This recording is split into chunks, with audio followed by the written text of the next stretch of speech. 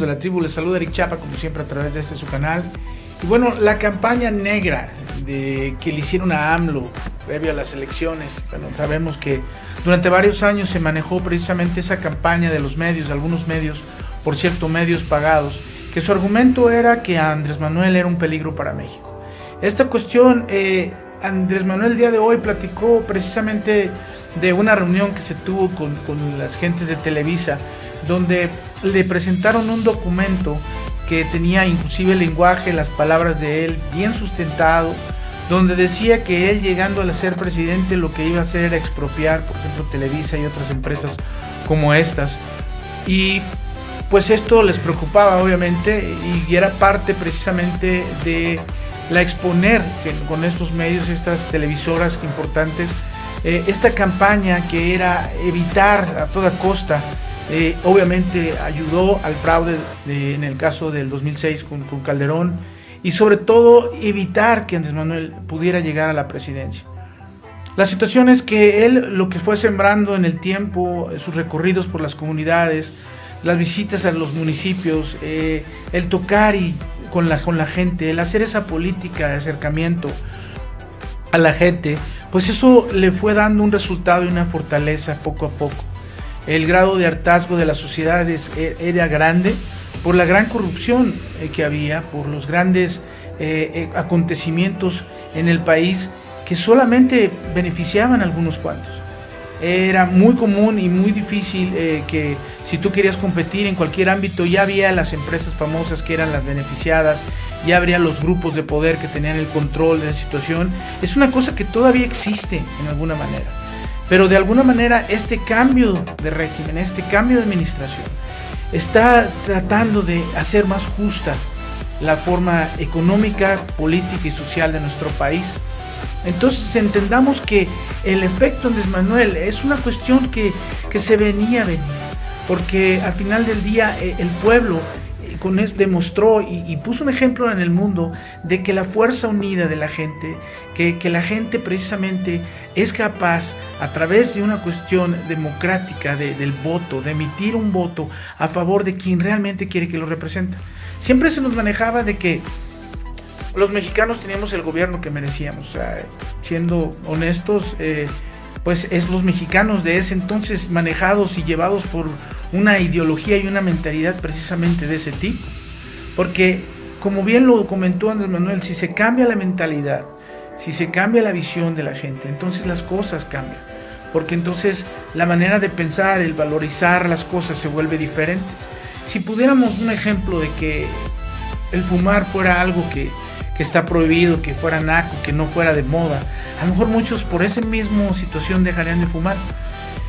Y es un efecto que se da, ¿no? Porque al final del día las modas, todo lo que se pone, las nuevas cosas que utilizamos, los teléfonos, todo eso precisamente va pegado con estas ideologías. O sea, que la ideología y la mentalidad colectiva van adaptando estos modelos, y tanto en lo político, en lo económico, social, como en las modas.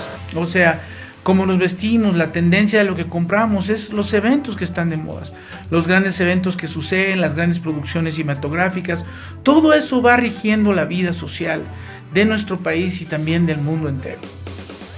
No es una consecuencia saber que hay una transformación y un cambio que se está dando en algunos países, porque vivimos esos efectos en países del oriente, de árabes, que hicieron un cambio de sus regímenes y de sus presidentes, pero que no ha tenido esos frutos.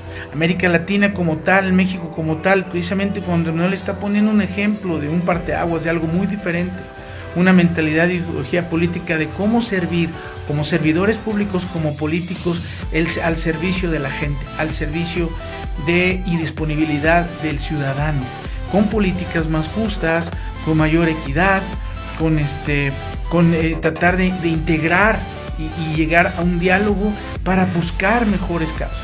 Esto siempre dificulta a los que quieren mandar, a los que tienen los intereses, ¿no? ¿Por qué? Porque quieren estar arriba y quieren estar por encima de todos, y esto es lo que lo hace complicado.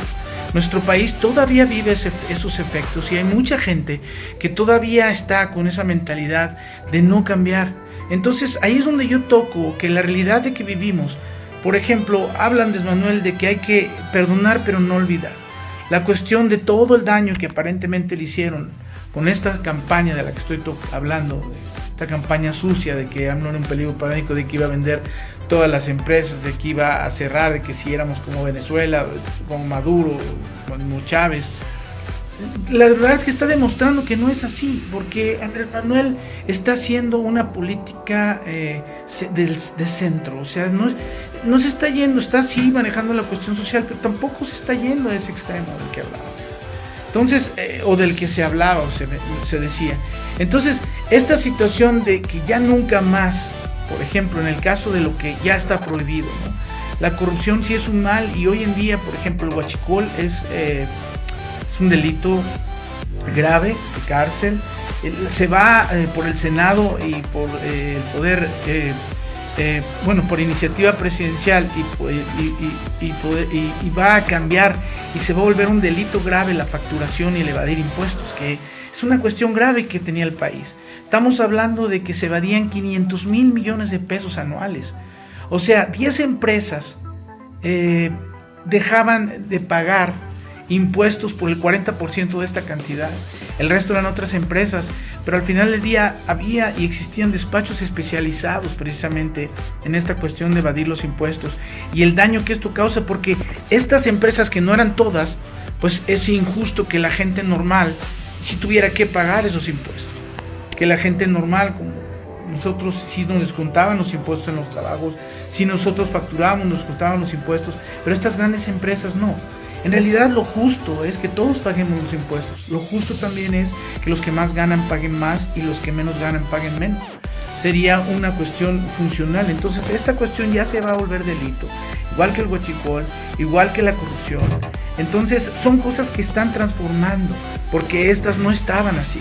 Estaban diseñadas de forma que las empresas, algunos políticos pudieran trabajar para facilitar precisamente el saqueo y el robo que el sexenio pasado se dio enormemente.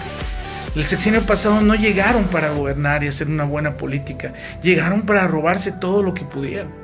Eso es lo extraño, ¿no? Porque regresa un PRI que, en lugar de buscar fundamentos, en lugar de buscar bases para de alguna manera lograr estabilizar, lograr transformar, lograr cambiar, lograr penetrar en lo profundo de la gente, lo único que hizo precisamente pues fue robar. Y el hartazgo de la gente es lo que da lo que tenemos ahora con este cambio de régimen. Sí hay una oposición, sí hay gente que está en contra, pero porque sus intereses han sido tocados, no porque tengan una esencia de cambiar. Pero vuelvo a lo mismo, no se trata de rencores, se trata de unidad, se trata de reconocer el momento que vivimos en este cambio de régimen, el momento que vivimos político, social, económico de nuestro país. Se trata de reconocer el desarrollo de nuestro país y de estar unidos y de entender que lo que está al digo, en lugar de pelear, vamos a buscar cómo si hacemos las cosas, cómo convergar, cómo llegar a acuerdos como sociedad para buscar la equidad y que las cosas sean justas para todos. Que lo que tú quieres y lo que yo quiero, lo que quieres de enfrente, podamos converger con algo que no sea un beneficio personal, sino una mentalidad de un beneficio colectivo que al final nos va a traer ese beneficio personal, esa libertad, esa democracia, ese México nuevo que todos estamos aspirando. Un México nuevo que aún, un país que aún con las empresas, las instituciones, que aún tiene recursos naturales, que aún podemos y estamos a tiempo de hacer una estrategia real, que haga de México un país diferente, que haga de las empresas rentables, que haga que manejemos en nuestros conceptos como en el Oriente la calidad, una mentalidad de ganadores, una mentalidad justa desde el inicio, desde cuando hacemos y cómo hacemos las cosas. Y esa es la oportunidad que tenemos ahora. De la noche a la mañana no se va a dar, amigos del PRI. Eliminar la corrupción, eliminar los vicios, eliminar todo el trasfondo que hay en nuestro país no es una cuestión sencilla. Como no lo ha sido eliminar el huachicol, como no lo ha sido los pasos y sobre todo todos los obstáculos que ha tenido el gobierno actual para poder lograr estos avances en el cambio de régimen. No es una condición y no es una cuestión fácil. Entonces, esto apenas se está dando, apenas empieza, los cambios apenas empiezan, que se vea y que se pueda ver más bien un país desarrollado, es lo que yo deseo, que se pueda ver un país diferente, un gobierno, una sociedad con gobierno en conjunto, empresas en conjunto, involucradas, como escuché el de ayer que en un pacto que hicieron en Uruguay para ayudar a la sociedad, las empresas no quisieron participar y las empresas también somos nosotros.